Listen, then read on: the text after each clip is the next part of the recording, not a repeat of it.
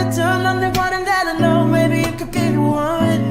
목소리가 이렇게 잘 어울릴지 생각도 못 했는데 기획한 사람이 있을 거잖아요. 그렇죠. 네. 근데 그럼 그 사람한테 이 노래에 저작권이 있는 건가도 생각을 좀 해봐야 될 것 같고. 브루노 마스는 이걸 과연 좋아할까? 이거 그렇죠. 오케이 할까라는 고민도 옛날 같으면 그런 뭐 웹툰이나 뭐 만화를 뭘 그릴 때 채색만 하는 그런 일러스트라고 해야 되나요? 그런 네네네. 노동도 굉장히 많이 있었고 그걸 되게 저임금 노동으로 많이 써서 좀 논란이 됐었는데 그게 또 AI로 대체되면 어떻게 될까요? 또 다른 노동의 이슈가 좀 불거질까요? 사실은 조금 대체되고 있습니다. 아, 이미 되고 있죠.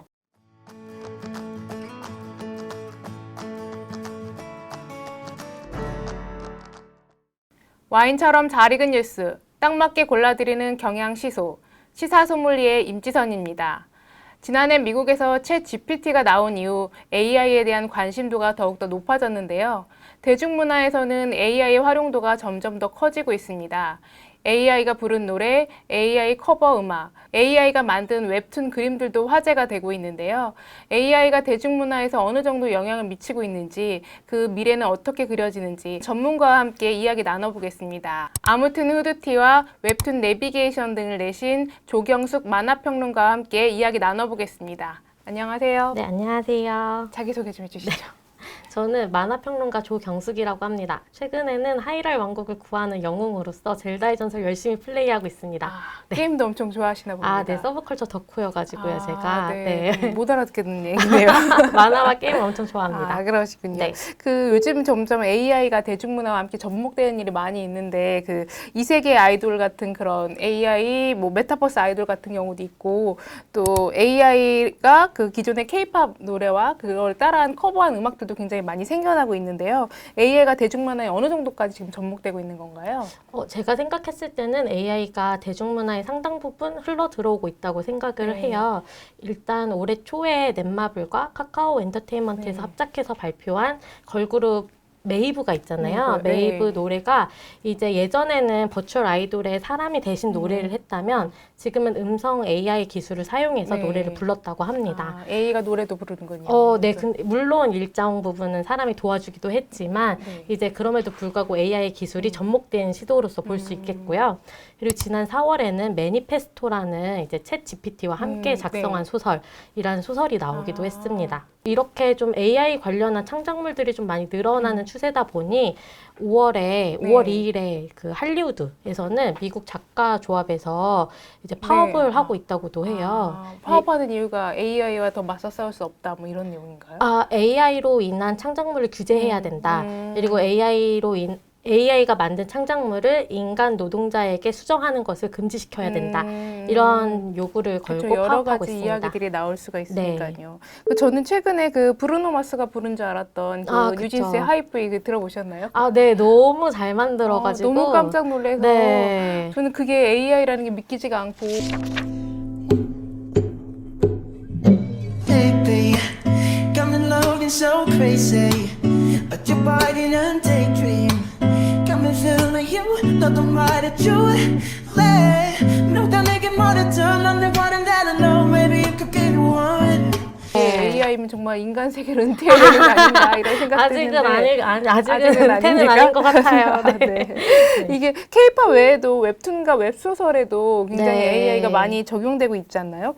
웹소설 표지들이 원래 일러스트레이터들이 그렸어요. 네. 그리고 일러스트레이터가 웹소설 표지를 그리고 그게 엄청 완성도가 높게 나오는 게 웹소설에도 되게 중요한 요소였거든요. 이게 첫 페이지니까 보고 클릭할 수 있으니까요. 네, 그리고 첫 페이지기도 하고 이제 어떤 캐릭터인지를 시각화 시켜주는 거기도 하고 좀 상당 부분 AI가 그린 일러스트로 많이 대체되고 있다고 얘기가 되더라고요. 실제로 그 탑 메인 화면에 나온 것들 중에 일부는 웹소설 표지든 다 AI가 만들었다라고 얘기되고 있습니다. AI가 만드는 이유는 아무래도 그렇게 하는 제작비가 덜 들어서 그런 건가요? 그렇죠. 일러스트레이터 분들께 의뢰를 하면 훨씬 더 고퀄리티의 작품이 나오기는 하지만 아무래도 시간이 많이 들기도 하고 비용이 많이 들기도 하는데 그런 것들을 생성형 AI를 쓰면 좀 절감이 되는 추세가 있으니까요. 네이버에서도 AI 페인터가 이거를 만들어내는 것도 저도 본 적이 있는데 굉장히 놀라운 수준이더라고요. 한번 보셨었나요? 네, 그쵸. 근데 네이버 AI 페인터 같은 경우는 일정 정도 창작을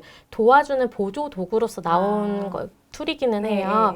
왜냐하면 이제 웹툰이 일주일에 한 번씩 연재가 되잖아요. 네. 그런데 이제 일주일에 한 번 풀 컬러로 70컷을 만들어야 되다 보니까 네. 노동량이 상당한 많이 수준이어서 들어가니까, 그리고 만약에 일주일 노동을 한다 그러면 거의 6.5일을 노동을 하시는데 그중에 이틀이 채색 작업이거든요. 아, 네. 그래서 그 채색 작업을 좀 도와주는 좀 도구로서 역할. 이제 AI 페인터가 나오기는 했지만 제가 주변에서는 작가분들께 많이 물어봤을 때 네. 그 AI 페인터 도움을 받고 있다는 분들은 많지는 않았던 것 같아요. 왜냐하면 좀 아무래도 채색에도 스타일이 좀 있고 네. 거기에서 만들어주는 게 좀 정형화된 좀 스타일이기 공장형 때문에 이런 느낌이 있나요? 공장형이라기보다는 그냥 스타일이 안 맞는 분들이 네. 계시는 거죠. 좀 채색 스타일이. 그래서 그거라 맞는 분들은 쓰실 용의가 있다고는 했지만 아직은 네. 맞지 않아서 안 쓰신다는 분도 꽤 있으시더라고요. 네. 그렇군요. 저희는 아무래도 신문사다 보니까 이런 AI를 둘러싼 논쟁에선 특히 뭐 가짜 뉴스를 AI가 판별해준다 뭐 이런 얘기도 있고 또 반대로 이제 AI가 만들어낸 페이크 뉴스에 대한 부분들도 우려점들이 있는데 이 문화예술계에서는 또 다른 관점의 그 AI 논쟁이 지금 제기되고 있잖아요. 뭐 콘텐츠의 오리지널리티는 어디 있는가? 이건 과연 예술인가? 이런 질문들이 좀 나오고 있을 것 같아요. 네, 맞습니다. 그래서 되게 많은 작가분들이 고민을 하시는 네. 주제이기도 하고요. 예를 들어 작가가 꼭 만들지 않았어도 어쨌든 독자가 매료되는 이야기기만 하면 되는 거 아닌가라는 그렇죠. 입장도 있고 어쨌든 인간만이 그렇게 좀 챗 GPT나 이런 바드나 AI가 만들어내는 이야기는 어느 정도 전형성이 있기 때문에 독특한 아이디어를 제공하는 것은 결국 사람이다라는 얘기도 있어요. 근데 제가 최근에 이 주제로 많은 작가님들 좀 만나고 있는데요. 그 중에 이제 SF 작가를 창작하시는 소설가 분께서는 이런 말씀을 하시더라고요. 챗 GPT에서 한창 이제 이순신 관련해서 엄청 밈이 돌았던 거 아시나요? 네, 그 되게 재밌는 얘기를 많이 해요. 거북선이 뭐 광선포를 쏜다는데 그거에 대해서 알려줘 뭐 이런 하면은 마치 진짜 있었던 일인 것처럼 얘기를 하잖아요. 지어내는 거 아닌가요? 네, 그렇죠. 지어내는 거죠. 네. 근데 그거 가짜라고 볼 수도 있겠지만 이제 그 작가님께서는 그거를 보면서 사람들이 이순신의 거북선이 광선포를 쏜다는 소재를 일단 챗 GPT한테 제공을 한 거잖아요. 그게 너무나 참신하고 새롭고 기발한 아이디어인데 그 자체도 참신하다. 그쵸. 네. 근데 이제 챗 GPT는 그런 얘기들을 있을만하게 이렇게 좀 만들어주는 역할을 하는 것 같다. 네, 그럴듯한 이야기로 보여주게끔 하는 윤활유 같은 역할을 하는 것 같다라고 하시더라고요. 그래서 결국에는 그걸 물어본 물어본 사람에게 오리지널리티가 있는 거 아닌가 얘기를 하시는데 그 부분도 좀 인상 깊었던 것 같아요. 네. 그리고 이 AI가 만든 예술품에 대해서 저작권 논쟁도 있잖아요. 네, 맞아요. 근데 AI에게는 사람 일단 아닌데 그 사람한테 뭐 저작권을 줘야 되는 건지 아니면 그 AI를 소유한 뭐 또 다른 그 사람에게 저작권을 줘야 되는지 그런 논쟁에 대해서는 좀 어떻게 보세요? 저도 그거는 사실은 법 쪽이어서 잘 모르기는 하겠지만 이제 제가 IT 업계에도 좀 몸을 담고 있다 보니 IT 업계에는 그것과 관련해서 소송이 있어요. 이제 GitHub이라는 코드 레파지토리 이제 솔루션 회사가 있는데 거기에서 오픈 소스 코드를 학습시켜서 이제 자신네들이 유료로 다른 사람들이 에게 코드를 추천해주는 코파일럿이라는 프로그램을 만들었단 말이에요. 그게 AI 프로그램이에요. AI로 코드를 생성해주는. 근데 이제 오픈소스 커뮤니티 개발자분들이 이제 이거를 고소를 하셨어요. 아무리 오픈소스라고 해도 상업적 이용이 안 되는 오픈소스도 있잖아요. 그런 코드가 생성이 됐다. 그래서 이거는 저작권 위반이다라고 소송을 걸었는데 아직 결과가 나오지는 않았습니다. 근데 이게 일률적으로 여기까지는 저작권을 인정, 여기까지는 아니야 라고 이렇게 하기가 되게 어려운 문제일 것 같아요. 네, 제 생각에도 그래요. AI로 인해서 그리고 또 아까 브루노 마스가 그 하이보이를 부른 거 너무 인상 깊었잖아요. 근데 저희가 브루노 마스가 하이보이를 불렀을 때 목소리가 이렇게 잘 어울릴지 생각도 못 했는데 그거를 처음에 기획한 사람이 있을 거잖아요.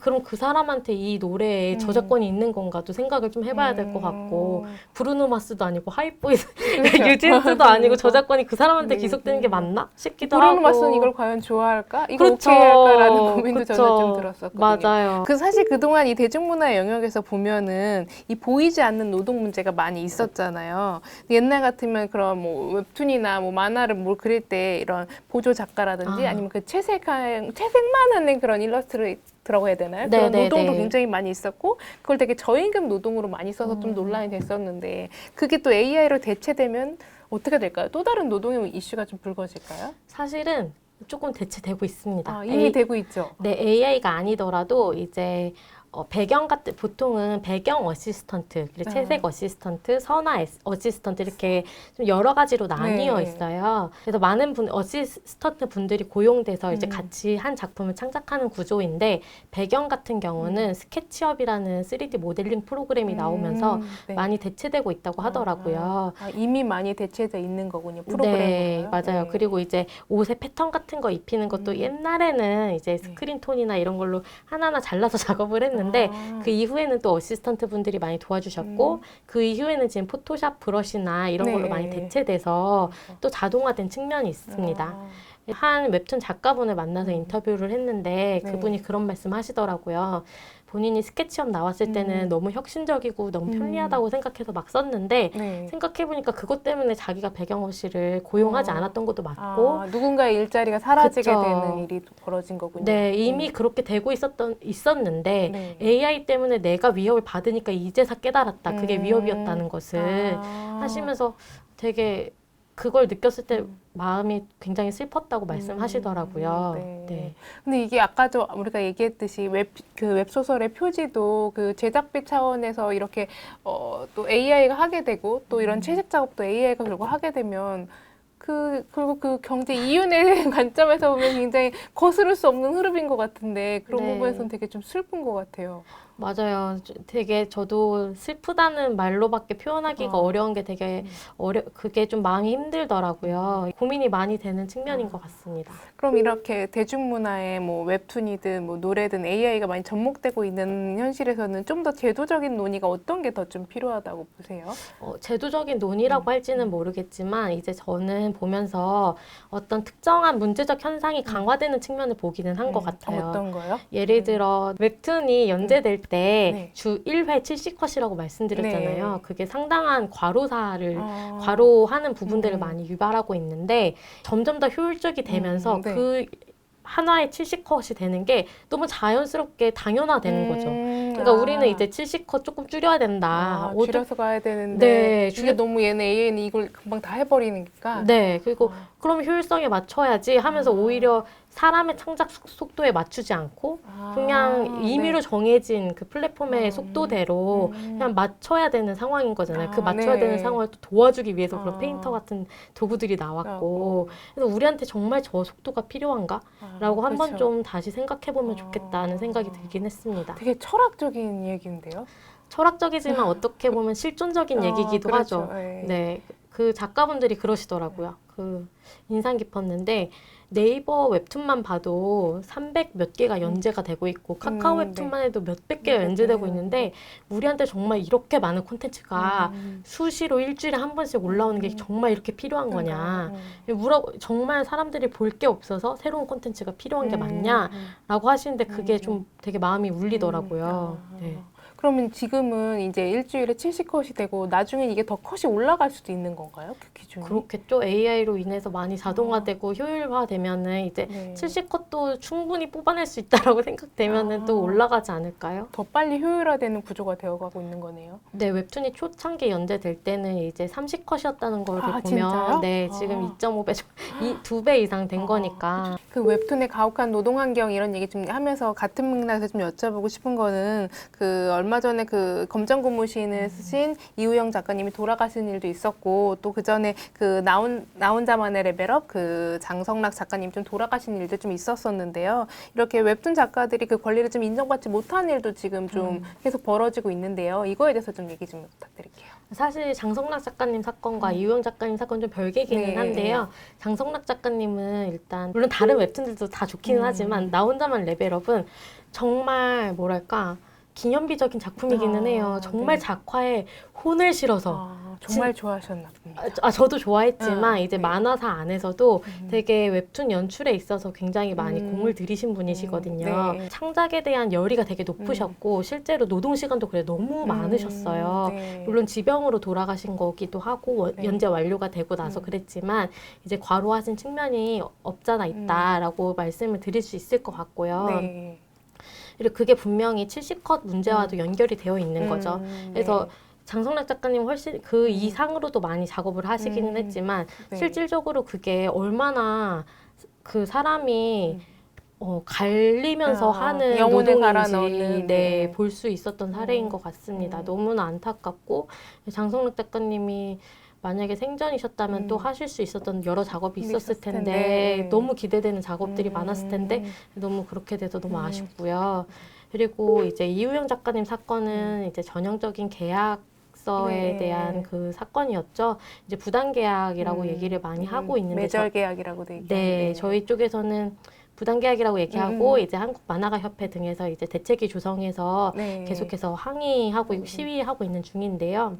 예전에 백희나 작가님 구름빵 사건도 비슷한 사건이었잖아요. 매절 계약이라는. 회수하셨죠. 네, 그래서 너무 마음이 아프고 안타까웠는데 사실은 네, 조금 더 이제 협의가 있었으면 좋았겠지만 그런 게 없었고 이제 이우영 작가님 쪽에서도 그거를 계약을 번복할 수 있는 그 뭔가 구제 절차가 없었기 때문에 더 난항이 아니었을까 싶습니다. 한국의 웹툰 전반적인 걸 한번 돌아보면요. 일단 외부적으로는 AI가 계속 그걸 뭐 잠식해왔다고 표현하는지 모르겠지만 도와주는 건지 모르겠지만 AI가 계속 들어와서 뭐 일주일에서 만들어야 되는 컷 기준이 높아지고 이 웹툰 전체적으로 보면 저작권 이슈 그런 것들도 계속 문제가 제기되고 있는데 이런 상황에서 한국 웹툰의 좀 지속 가능성은 좀 어떻게 보시나요? 뭐 해외 시장이 굉장히 좀 넓어지고 있다고는 하는데 맞아요. 과연 우리가 얼마만큼의 더 성장할 수 있을지 그런 웹툰 산업에 대해서 좀 말씀 부탁드릴게요.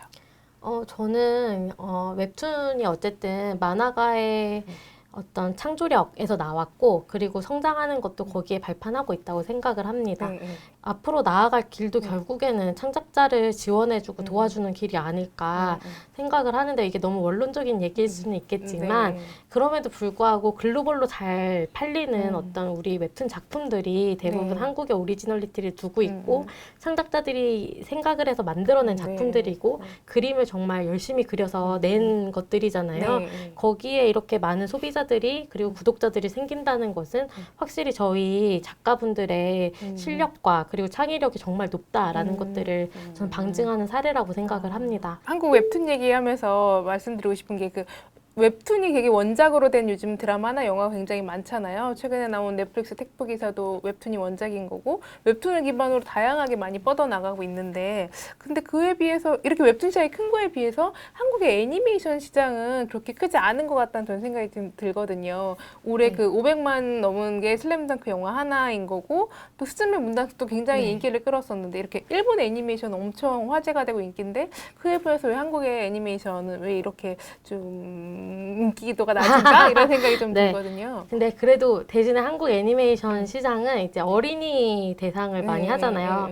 그 되게 유명한 캐치 티니핑 시리즈도 계속 나오고 있고 이제 그런 어린이 대상 애니메이션들은 우리나라가 그래도 많이 선구적인 것 같아요. 근데 이제 시장이 좀 다른 거일 텐데 이제 일본의 경우는 귀멸의 칼날도 한번 글로벌적인 히트를 쳤고 그리고 더 퍼스트 슬램덩크는 이제 또 저희 어렸을 때부터 그렇죠? 네, 정말 엄청난 인기를 구가했잖아요. 저는 이게 일본 애니메이션이 갖고 있는 어떤 제작 환경 에이전시 시스템이라고 생각을 하는데 그쪽에서는 성인들을 대상으로 하는 애니메이션 작품들을 계속해서 퀄리티 높게 계속해서 작업을 해왔고 귀멸의 칼날이나 아니면은 더 퍼스트 슬램덩크나 스즈메의 문단속도 어떻게 다 시리즈잖아요. 슬램덩크도 그 시리즈 안에 있는 거고 그리고 그 스즈메의 문단속도 재난 시리즈 안에 네, 재난 시리즈 중에 하나인 거고 그래서 그 시리즈들로 봤을 때는 예전에도 인기를 얻었던 작품이지만 그게 점점 더 추억이 더 쌓이고 그 안에서도 그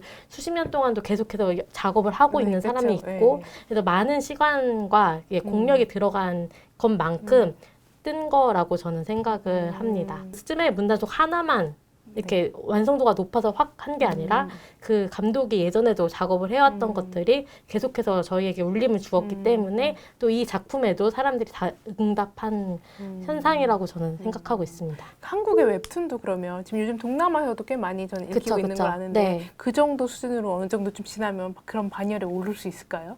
웹툰이 워낙에 종류가 많아서 사실은 좀 예전에 TV 시리즈 때 슬램덩크가 갖고 있었던 거는 뭐 10개 중에 하나였잖아요. 네. 근데 이젠 1000개 중에 하나가 웹툰 작품이라서 지금 저희가 공동 정서를 이룰 만한 웹툰 작품이 국내에서도 사실은 많지는 않아요. 그렇죠. 예, 너무 많아서. 네, 사실 너무 그렇게 많은 작품이기 때문에 네. 그럼에도 불구하고 그런 작품이 나온다면 또 나올 수도 있겠죠. 네. 그 말씀하신 공동 정서라는 건 한 세대가 같이 모두가 즐기고 네. 이거 말하면 딱 알아듣는 이런 수준의 작품을 얘기하시는 건가요? 네, 그렇죠. 유튜브 채널이 다변화되면서 또 네. 우리도 예전에 TV 프로그램 무한도전 하면 다 무한도전 네. 어느 정도 보고 이랬는데 지금은 또 그렇지는 음, 않잖아요. 네. 그거랑 좀 비슷한 현상이라고 생각합니다. 웹툰도 정말 그런 작품이 하나 나오면 좋을 것 같아요. 그런 작품이 또 없지는 않죠. 예를 들어 마음의 소리 같은 경우는 그렇죠. 예. 우리의 네, 마음속에 저도 압니다. 네, 그렇죠. 그래서 한 시대를 풍미한 작품이기도 하죠. 네. 네, 알겠습니다. 오늘 말씀 감사합니다. 감사합니다.